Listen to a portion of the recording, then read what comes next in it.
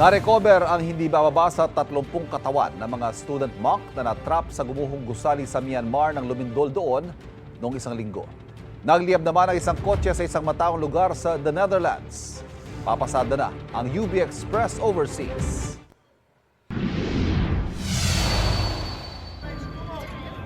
Nasunog ang isang kotse sa gitna ng Dam Square sa Amsterdam sa The Netherlands. Nagkaroon muna ng pagsabog sa kotse bago ang pagliyab ng apoy ayon sa pulisya.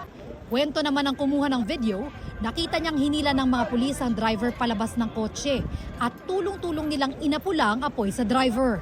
Inaresto kalaunan ng mga otoridad ang 50 taong gulang na driver sa hinalang sinadya niya ang panununog. Walang ibang nasaktan sa insidente. Sa Myanmar, hindi bababa sa 30 katawan ng mga monk ang na-recover sa ilalim ng debris ng gumuhong monastery sa Mandalay.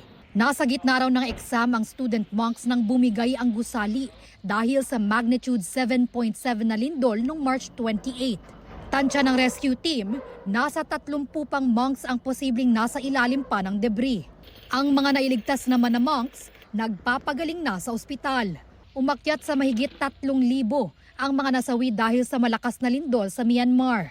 Halos 5,000 ang sugatan at mahigit 300 ang nawawala. Ito ang unang balita. Bea Pinla para sa GMA Integrated News.